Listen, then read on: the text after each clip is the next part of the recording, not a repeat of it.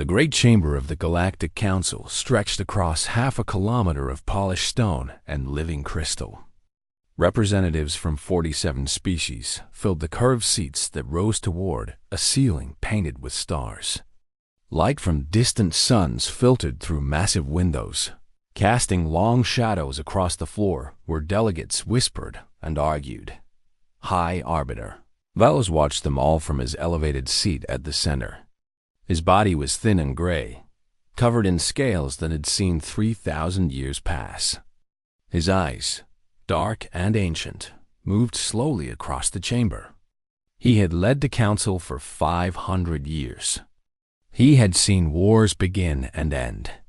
He had watched species rise and fall. Today, he watched the newest members of galactic society sit in their small section near the back. The humans, they had made first contact only 40 years ago. In the long history of the galaxy, that was nothing. A single breath. A moment. The human ambassador, a woman named Representative Choi, sat quietly with her small team. They wore simple dark clothing. They carried no weapons that Velos could see. They looked soft and weak, like all their kind. The council will hear from the Drath Hegemony, Velos announced. His voice echoed through the chamber. Ambassador Krulvax rose from his seat. He was massive, standing nearly 3 meters tall. His skin was thick and red, covered in bony plates that served as natural armor. His forearms spread wide as he addressed the council. The Drath Hegemony expands because expansion is our right, Krulvax declared. The weak exist to serve the strong. This is the natural law of the universe. We claim the neutral systems of the Korath sector. Any who oppose us will be destroyed. Murmurs filled the chamber. Several representatives shifted uncomfortably in their seats. The Drath were powerful. Their war fleets numbered in the thousands. Few species dared to challenge them openly. The Vellani people live in those systems, a soft voice called out. The elder mother of the Vellani stood slowly. Her species was small and delicate, with thin limbs and large eyes designed for seeing in darkness. We are refugees. We fled our dying homeworld. We ask only for peace. Krulvax laughed. The sound was harsh and cruel. Then you will be slaves or corpses. The choice is yours. High Arbiter Velos raised one hand for silence. The council does not approve of unprovoked aggression. The Drath will withdraw their claims. The Drath do not take orders, Krulvax replied. We take what we want. Before Velos could respond, a communication officer rushed into the chamber. The young Vellani ran directly to the elder mother and whispered urgently in her ear. The elder mother's face went pale. Her large eyes filled with tears. What has happened? Velos asked. The elder mother's voice shook as she spoke. A Drath war fleet has attacked our refugee convoy in the Korath Nebula. 40 warships. They are destroying our transport vessels. Thousands of our people are dying. The chamber erupted into chaos. Delegates shouted at each other. Some demanded action. Others argued that the council had no authority in lawless space. The Drath ambassador simply smiled. Who will help us? The elder mother cried. Please. Our children are on those ships. Silence fell over the chamber. No one spoke. No one moved. The Drath were too powerful. The nebula was too far. The risk was too great. Then a human stood up. He was not the ambassador. He was a military officer, wearing a dark uniform with silver markings on the shoulders. His name was Captain Park Taesu, and he commanded the ESS Indomitable, Earth's only battleship in this sector of space. Park Taesu was not a large man. He stood just over average height, with a lean build and calm eyes. His black hair was cut short. His face showed no fear, no hesitation, only determination. Earth will respond, he said. His voice was quiet but clear. Krulvax turned toward him. The Drath ambassador towered over the human by more than a meter. You? One ship against 40? Do humans know nothing of mathematics? We know enough, Park Tae-soo replied.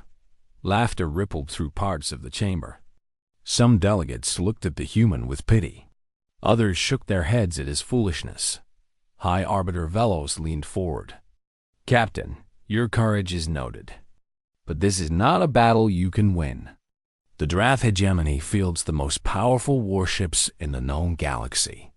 Your vessel, however impressive it may be to your people, cannot match even 10 of their cruisers. You would throw away your life and the lives of your crew for nothing.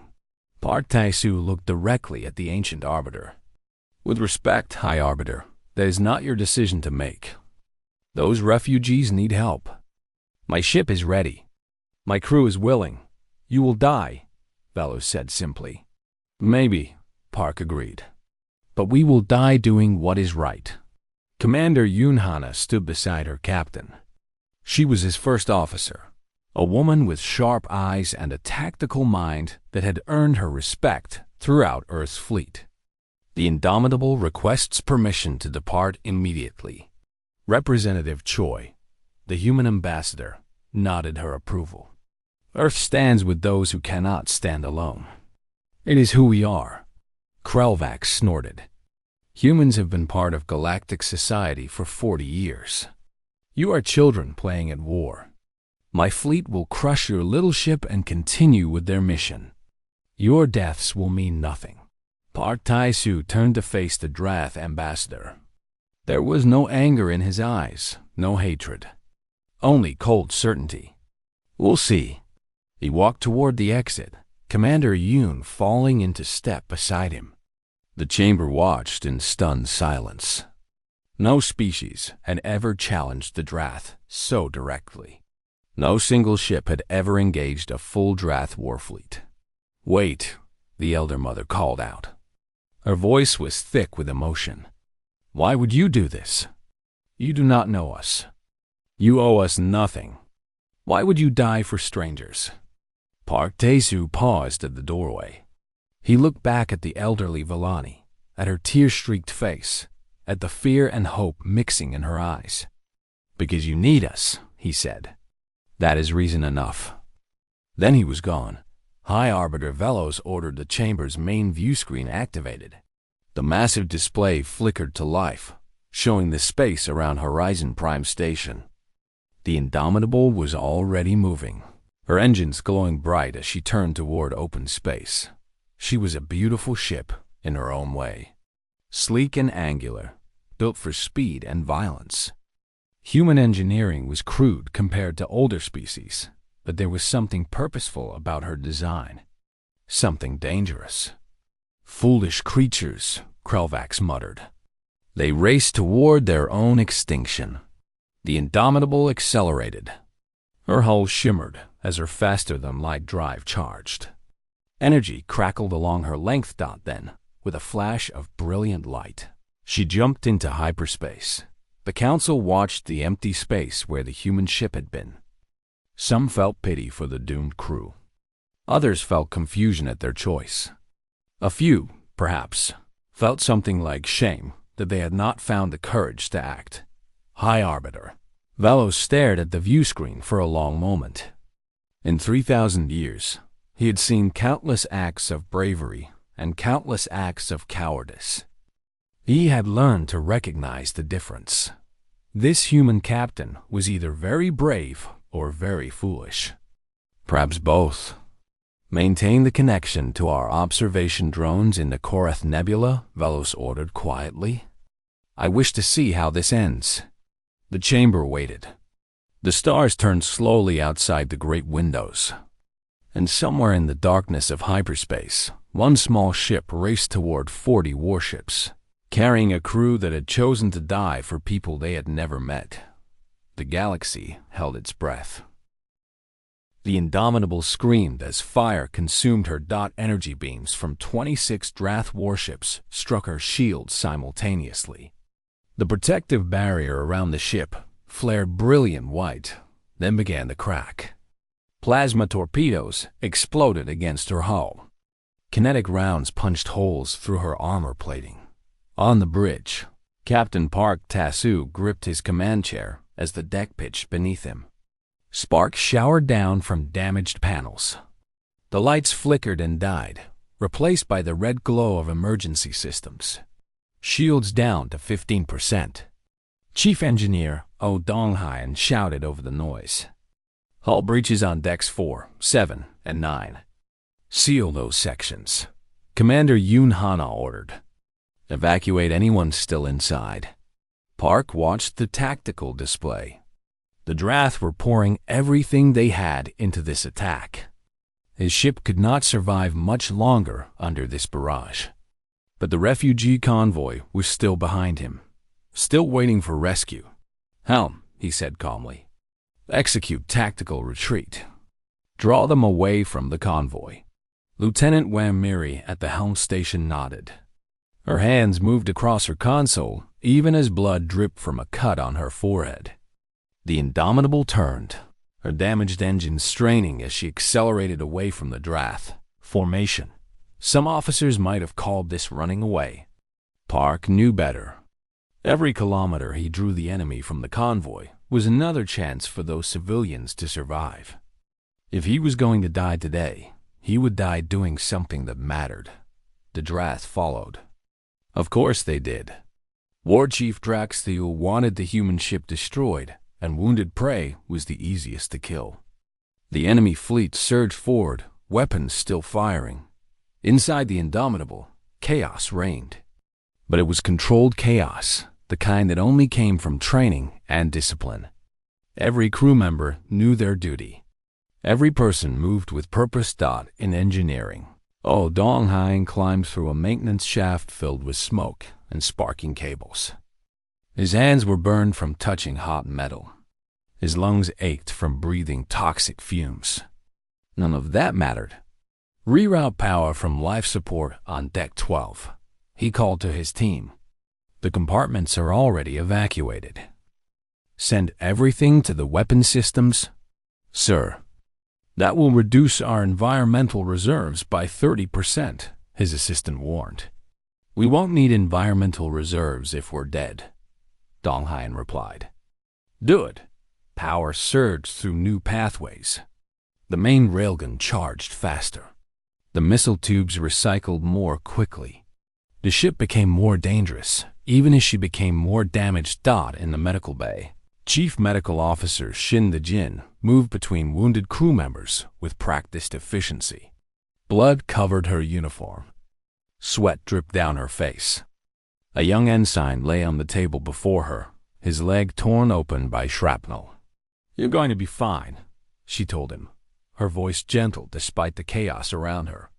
"I've seen much worse than this." She had not seen worse than this, but the boy needed to believe he would survive. That hope might be the only thing keeping him alive. Another explosion rocked the ship. Dejin grabbed the edge of the table to steady herself. Medical supplies crashed to the floor. She ignored them, focusing on the patient before her. "Doctor, we have more incoming." A nurse called out. The Jin glanced at the doorway. 2 crew members carried a third between them. Burns covered most of the injured woman's body. Her uniform was melted to her skin. "Put her on bed 3, the Jin ordered. "Start 4 fluids and pain management. I'll be there in 2 minutes." She turned back to the ensign, finishing her work with quick, precise movements. The wound was closed. The bleeding had stopped. He would live if any of them lived through this day. On the bridge, Ensign Kao Seung-min maintained communications with the refugee convoy. The young officer's hands shook slightly, but his voice remained steady. "Convoy leader, this is Indomitable. We are drawing the enemy away from your position. Begin emergency repairs and prepare for jump to hyperspace." The voice that responded was elderly and filled with emotion. The elder Villani mother spoke through tears. "We cannot leave you. You are dying for us." "We are doing our duty," Kao replied. "Please, mother, save your people." That is why we came. A long pause. Then, why? Why would humans do this? You do not know us. We have nothing to offer you. Why would you sacrifice yourselves for strangers? Kale looked at his captain. Park Tae-soo nodded slightly. Because you needed help, Kale said simply. Because it was the right thing to do. Because that is what humans do. Silence from the convoy. Then, softly, I will remember your names.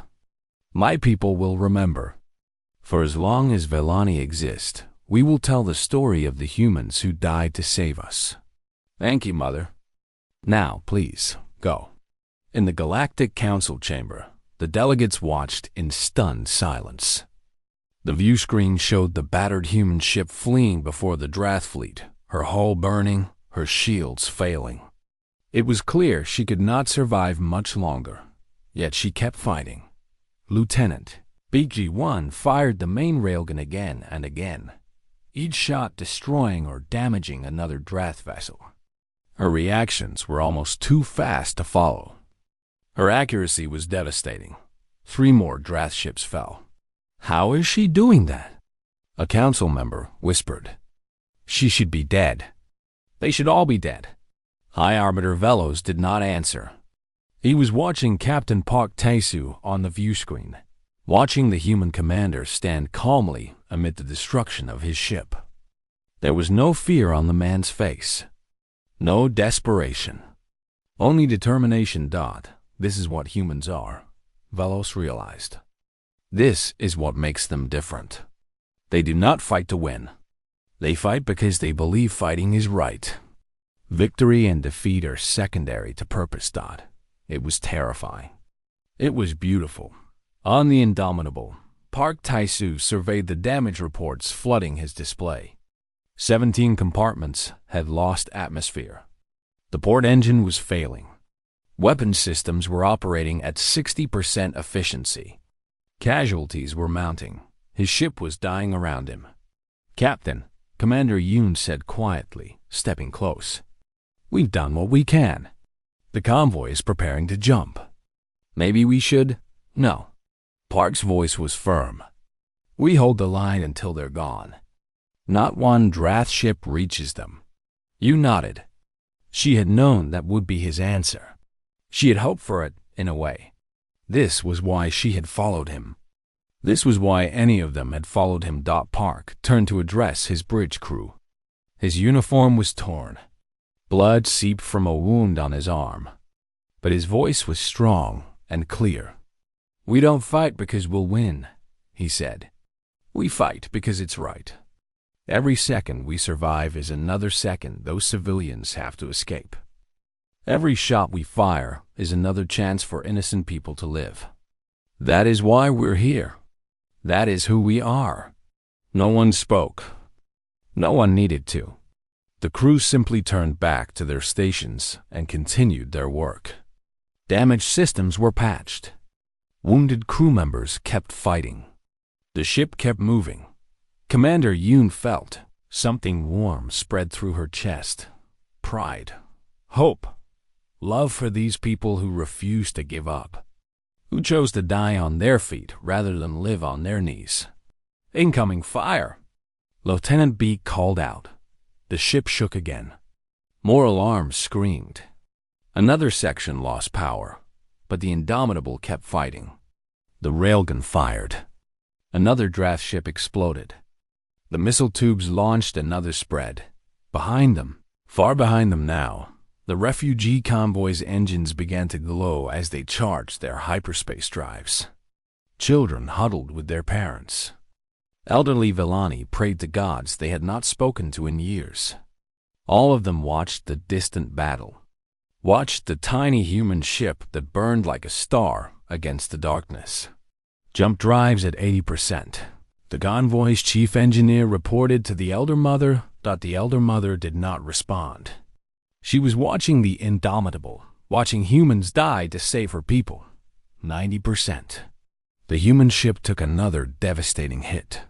Fire erupted along her starboard side. She was breaking apart, piece by piece. 100%. Jump drives ready. The Elder Mother whispered a blessing in her native language. A prayer for the souls of the brave. A promise to never forget. All ships, she ordered, her voice thick with grief. Jump to hyperspace. Now. One by one, the refugee transports flickered and disappeared, escaping to safety. On the bridge of the Indomitable, Ensign Ko Sung Min watched them go. Convoy has jumped. They're safe. Captain Park Ta-Su allowed himself a small smile. Good. Then he turned the ship around to face the enemy fleet. Let's finish this. 3 days had passed since the battle in the Korath Nebula. The Indomitable drifted in orbit above Horizon Prime Station, held in place by tractor beams from a dozen different vessels. She was barely recognizable as the sleek warship that had jumped into combat against impossible odds. Her hull was torn open in 100 places. Entire sections had been destroyed, leaving only twisted metal and empty space. Burns and blast marks covered every surface that remained intact. But she was not alone. Ships from 12 different species had gathered around her. Engineering teams from the Villani worked alongside technicians from the Silthani Collective. Dock workers from the traders. Guild brought supplies while medical shuttles from 3 different worlds ferried wounded crew to proper hospitals dot the galaxy. It seemed wanted to help the humans who had helped the helpless Dot in the Great Chamber of the Galactic Council. Delegates filled every seat. Representatives who had not attended a session in decades had traveled from distant worlds to be present. The air hummed with whispered conversations and barely contained emotion. High Arbiter Velos called for silence. The ancient leader looked different somehow. There was something new in his eyes, something that might have been hope. This council is now in session, he announced. We gathered today to address the events in the Korath Nebula and their implications for galactic society. The Elder Mother of the Villani rose first. She moved slowly, her aged body supported by younger members of her species. But her voice was strong. My people owe their existence to the humans, she said simply. 12,000 Villani lived because one human ship chose to fight. We cannot repay this debt. We can only honor it. She described what she had witnessed. The Indomitable jumping into the heart of the Drath formation. The impossible maneuvers. The devastating attacks. And more than that, the final transmission from the young communications officer. He told me that they fought because we needed help, the Elder Mother continued. Because it was the right thing to do. Because that is what humans do. Her voice broke slightly. In all my years, I have never encountered such simple, profound courage. One by one, other delegates spoke. The Silthani ambassador praised human tactical ability. The Traders Guild representative expressed admiration for their determination. Even species that had previously dismissed humanity as primitive and irrelevant found words of respect. Then a Drath ambassador rose. He was not Krulvax. That ambassador had fled Horizon Prime when news of the battle reached the station. This was a different representative, an older Drath with gray coloring his red skin. The Drath hegemony has made errors, he said slowly. The words seemed to pain him. War Chief Draxthul acted without proper authority. His attack on the refugee convoy violated agreements the hegemony had made with neutral parties. His death and the defeat of his fleet were consequences of his own choices. The chamber waited. This was unprecedented. The Drath never admitted fault. They never acknowledged defeat. The hegemony requests a ceasefire with all council species, the ambassador continued. We wish to discuss terms for peaceful resolution of current disputes. Gasps filled the chamber. The Drath, the most aggressive and warlike species in the known galaxy, were asking for peace. Because of one battle, because of one ship, because of one crew that had refused to surrender. High Arbiter Velos nodded slowly. The Council will consider the hegemony's request. But first, there is other business to address. The great doors of the chamber opened. Captain Park Tae-soo walked slowly into the hall, supported by Commander Yoon Hana on one side and a medical officer on the other. He had refused to stay in the hospital. His wounds were still healing, bandages visible beneath his dress uniform. Every step clearly caused him pain. But he had insisted on being present for this moment. The chamber fell completely silent as he made his way to the central speaking platform. Delegates watched him with expressions ranging from admiration to awe to awe. Something approaching reverence. Park reached the platform and stood as straight as his injured body would allow. His voice, when he spoke, was quiet but carried to every corner of the vast chamber. I am told the Council wishes to honor my crew for our actions in the nebula. I appreciate the sentiment, but I want to be clear about something. He paused, gathering his thoughts. We did not fight because we wanted glory or recognition. We did not fight because we expected to win. We fought because innocent people were dying, and we had the power to help them. That is not extraordinary. That is simply what decent beings do. His gaze moved across the assembled delegates. 17 members of my crew gave their lives. Lieutenant Nam Ruwon, who sealed the breach with his own body to protect his shipmates. Ensign Pa Yo-hai-ri, who stayed at her post even as fire consumed her station. Chief Petty Officer Gong Seung-ho, who carried wounded crew to safety before returning to combat one final time. They named all 17. Each name hung in the air like a memorial. These were not warriors seeking fame. They were ordinary people who chose to do extraordinary things because they believed it was right. If you wish to honor anyone, honor them. High Arbiter Velos stepped forward. Captain Park Tae-soo, the Galactic Council recognizes Earth's sacrifice. We recognize the courage of your crew, and we wish to take a concrete action to demonstrate our gratitude and respect. The Ancient Arbiter turned to face the full assembly. I propose that Earth be granted full membership in the Galactic Council, with a permanent seat among the governing species. I further propose that this membership be granted immediately, without the usual waiting period. Do any object? Silence. Not a single voice raised in opposition. Then it is decided. Earth is now a full member of the Galactic Council. Welcome, humanity. We are honored to stand beside you. The chamber erupted in applause once more. Representatives rose to their feet. The sound echoed through the ancient halls like thunder. Commander Yoon Hana found tears running down her face. She was not alone. Across the chamber, beings of 100 different forms wept openly at what they had witnessed. Later that day, Park Tae-soo stood on the observation deck of Horizon Prime Station, looking out at his damaged ship. Repair crews moved across her hull like tiny insects, beginning the long process of making her whole again. Commander Yoon joined him at the window. The Council has assigned ships from 14 species to assist with repairs, she reported. They estimate 3 weeks to restore full functionality. In the meantime, the Vellani have offered to name a star after the Indomitable. And there are 17 planets that want to build memorials to our fallen crew. Park nodded slowly, but did not speak. Are you all right, sir? Yoon asked. He was quiet for a long moment. Then, I keep thinking about the ones we lost, wondering if I could have done something different. Saved a few more of them. You saved 12,000 refugees, Yoon replied gently. You changed how the entire galaxy sees humanity. You did everything anyone could have done and more. I know. Park sighed. It doesn't make the losses hurt less.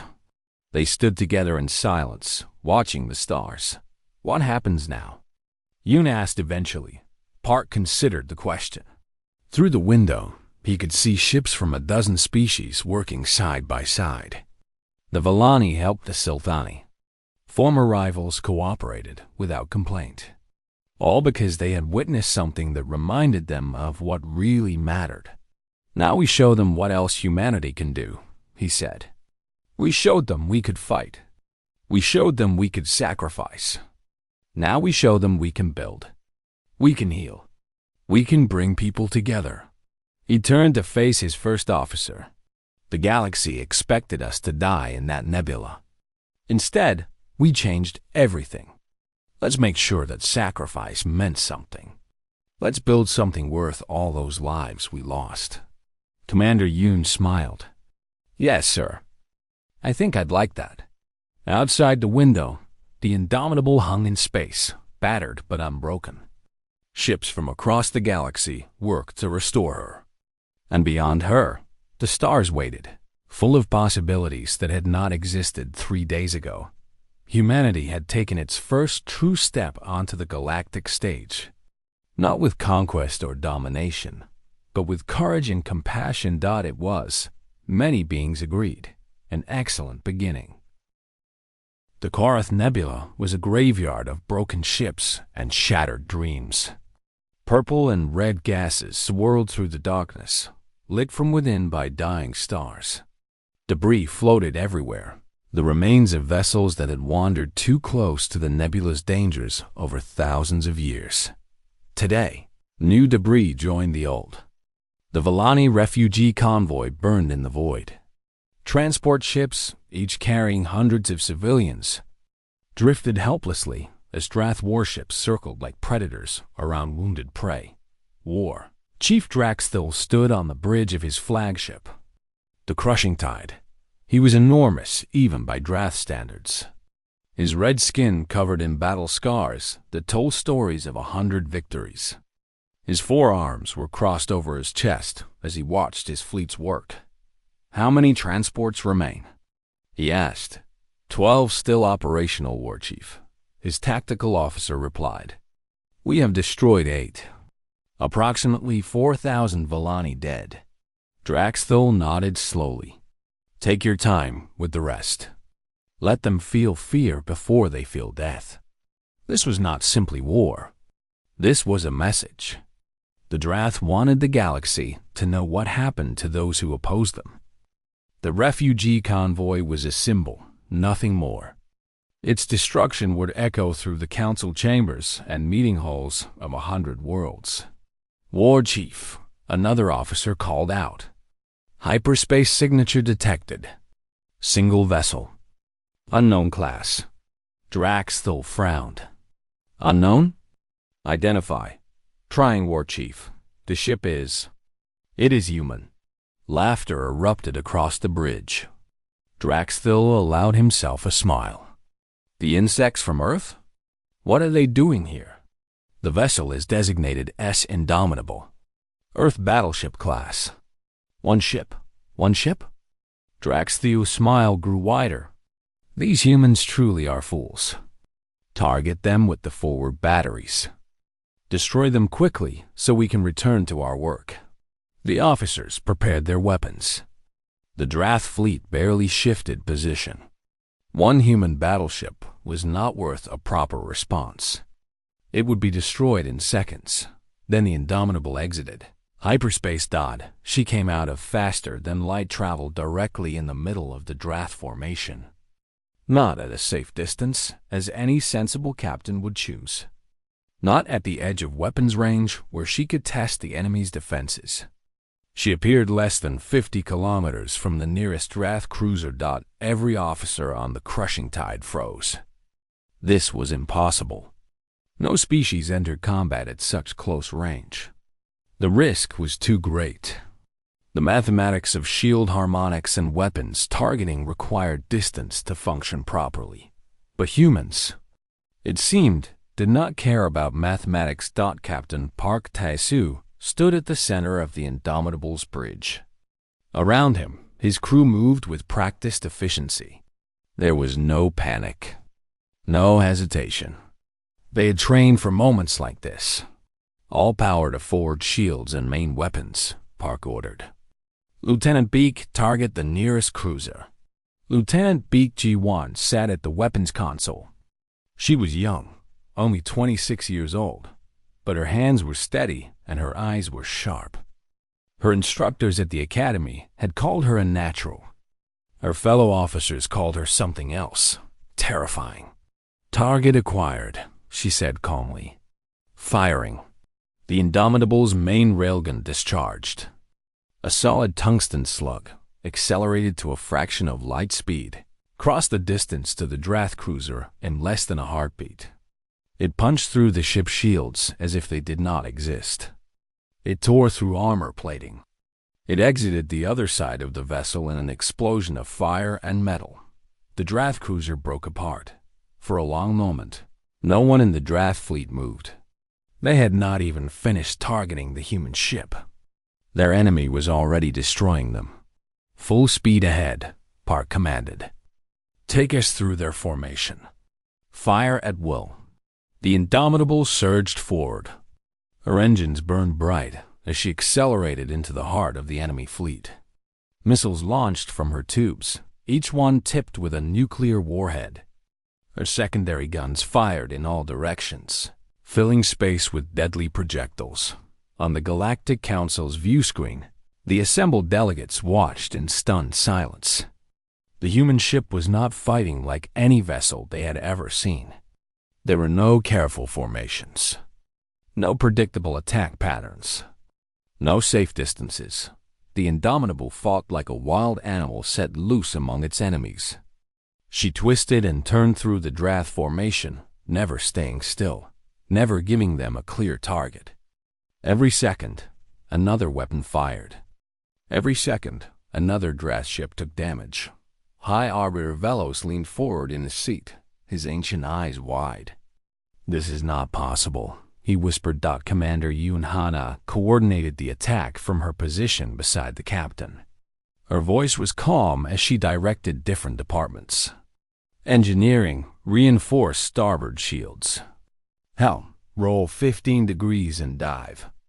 Weapons, missile volley on my mark." The Indomitable rolled, presenting her strongest shields to incoming fire while her weapons hammered the enemy. A draft destroyer exploded. Then another. Then a third. War. Chief Draxthal stared at his tactical display in disbelief. 8 of his ships had been destroyed or disabled in less than 2 minutes. His fleet, the pride of the draft hegemony, was being torn apart by a single enemy. "All ships, focus fire on the human vessel." He roared, "Destroy them! Destroy them now!" The draft fleet finally responded in force. Dozens of weapons turned toward the Indomitable. Energy beams and plasma torpedoes filled the space around her. The void itself seemed to catch fire. The Indomitable shook violently as the first impacts hit. Sparks flew across the bridge. Alarms screamed warnings. But the ship kept moving. The crew kept fighting. Shields at 60%. Chief Engineer Oh Dong-hyun reported from his station. He was an older man, gray at the temples, but his voice was steady. "I can give you 10 more minutes at full power."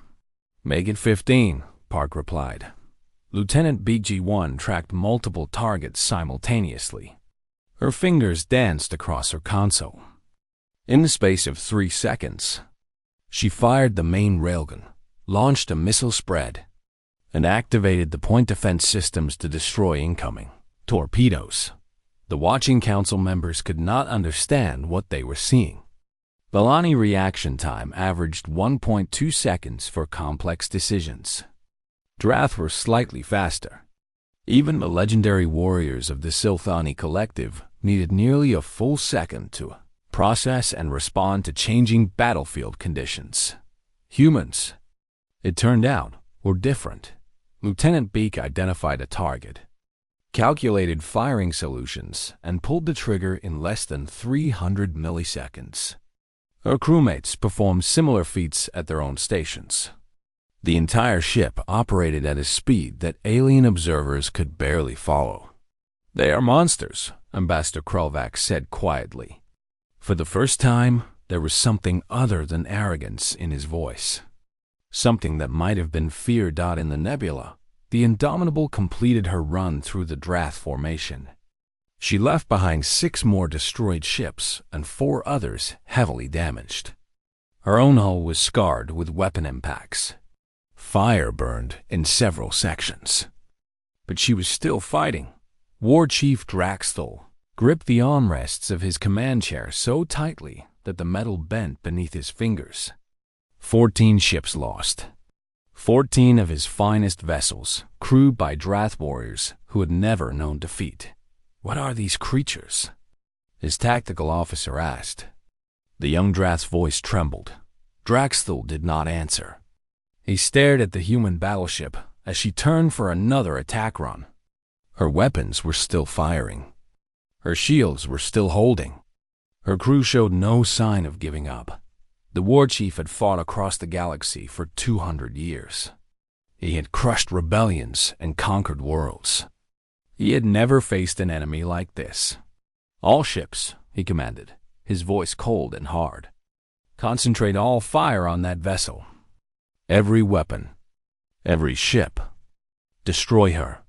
The entire draft fleet turned toward the Indomitable. Weapons charged. Targeting systems locked. On the bridge of the human battleship, Captain Park Tai-Su watched the enemy formation on his display. 26 ships remained. All of them were now pointing at his vessel. Commander Yoon stepped closer. They're concentrating their fire. Shields won't hold against that kind of barrage. Park nodded slowly. His face showed no fear. Then we'll have to make every second count. He looked at his crew, at the men and women who had followed him into this impossible fight. You've all done well. I'm proud to serve with you. No one responded. No one needed to. They understood. The draft fleet opened fire.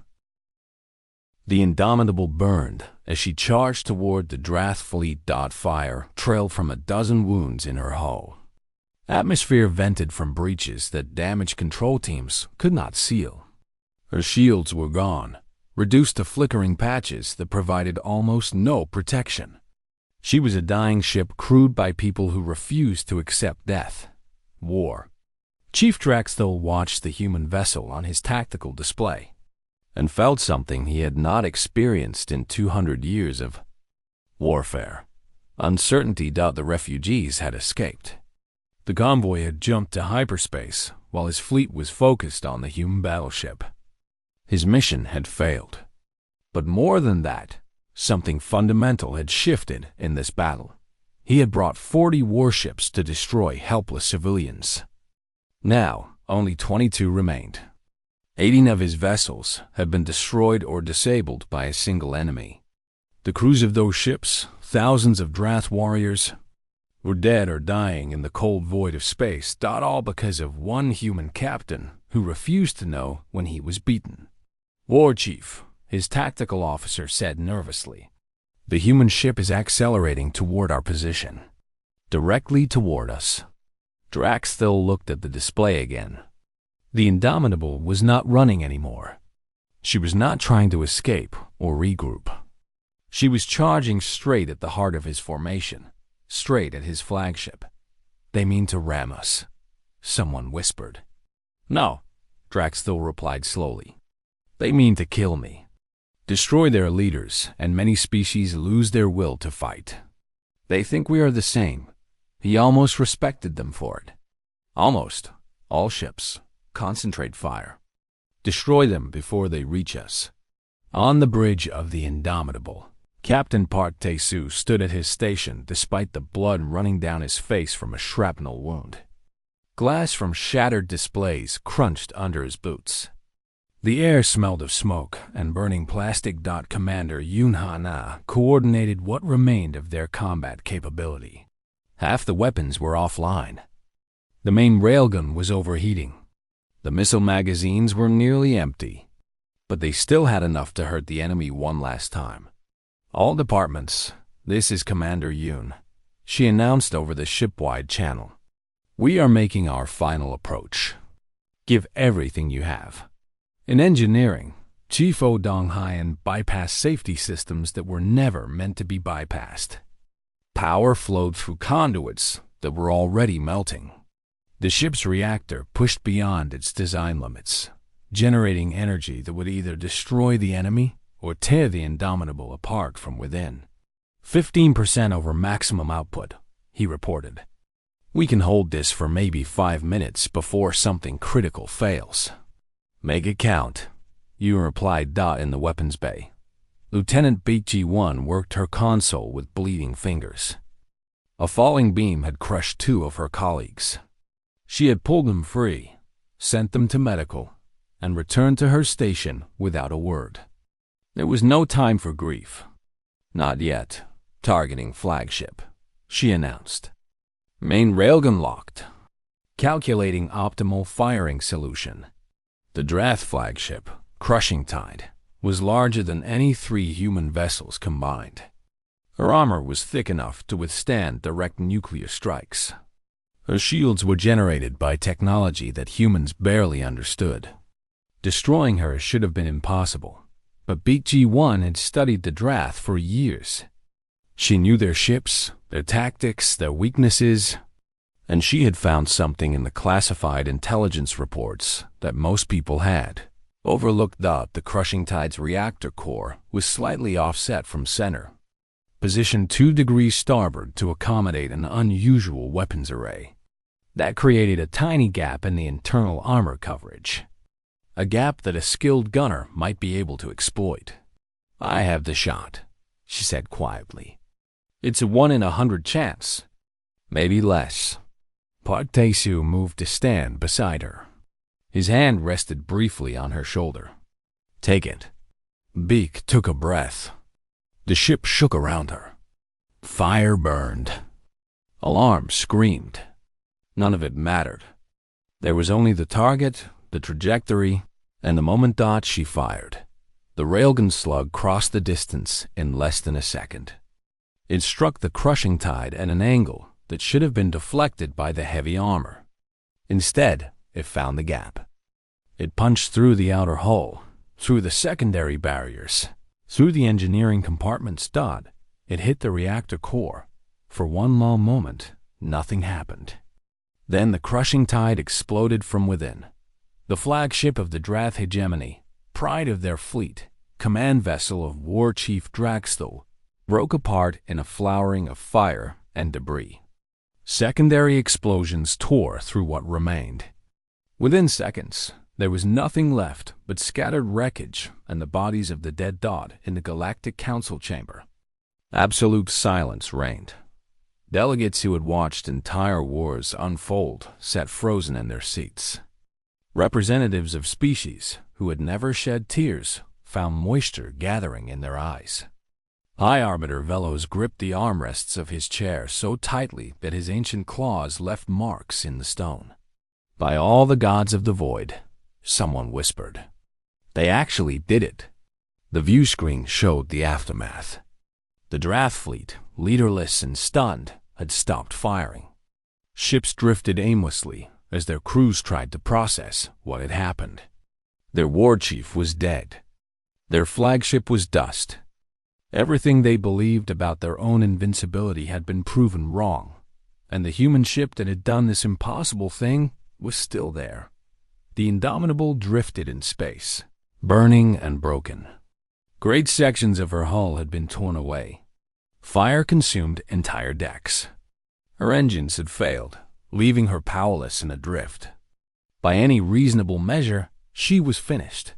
But as the Council watched, her weapons turned toward the remaining Drath ships. Park Tae-soo stood on what remained of his bridge. Half his stations were destroyed. More than a third of his crew was dead or wounded. His ship was dying around him, but he was still standing. Lieutenant Beak, he said, his voice rough from smoke inhalation. Status of weapons? Main railgun is offline, sir. Overheated during the last shot. Secondary batteries are at 40%. We have 6 missiles remaining. That's enough. The Drath fleet finally began to react. But something had changed in them. Their movements were hesitant, uncertain. They had come to slaughter helpless refugees, and instead they had lost nearly half their fleet to a single enemy. Their leader was dead. Their confidence was shattered. One ship turned away from the battlefield. Then another. Then a third. "They're retreating," Commander Yoon reported, disbelief coloring her voice. "The Drath are retreating."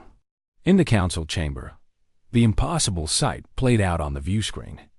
The most feared fleet in the known galaxy was running away from a single crippled human vessel. Ships that had terrorized dozens of worlds were fleeing in disorder, their crews desperate to escape the monster that had destroyed their leader. High Arbiter Velos found that his hands were shaking. In 3,000 years of life, he had never witnessed anything like this. The human ambassador, Representative Choi, stood quietly at her seat. Her face was wet with tears, but her expression was proud. These were her people. This was what humanity could do. On the Indomitable, the crew watched the enemy flee. No one cheered. They were too exhausted, too wounded, too aware of the friends they had lost. But there was something in their eyes that went beyond victory. They had done the impossible.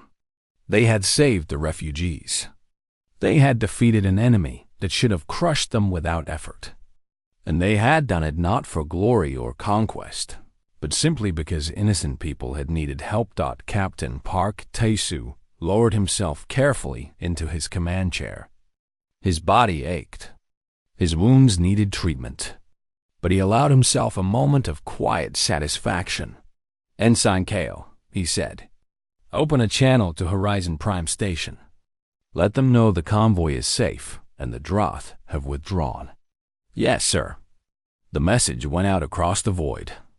In the council chamber, delegates heard the transmission. The human captain's voice was tired but steady. "This is Captain Park Tae-soo of the ESS Indomitable to Galactic Council. The Vellani refugee convoy has escaped to safety. The Drath fleet has been engaged and has withdrawn from the Korath Nebula. Our ship has sustained heavy damage and will require assistance for return to port." A pause. Then, 17 of my crew gave their lives today to protect people they had never met. I asked that the council remember them. High Arbiter Velos rose slowly from his seat. His voice echoed through the chamber. "We will remember them, Captain. We will remember all of you." The council chamber erupted, not in argument or debate, but in something that had not been heard in those ancient halls for centuries. Applause. Representatives of 47 species rose to their feet and applauded the battered human ship that drifted in the distant nebula. They applauded courage. They applauded sacrifice. They applauded something they had almost forgotten existed in the cold calculations of galactic politics. They applauded humanity.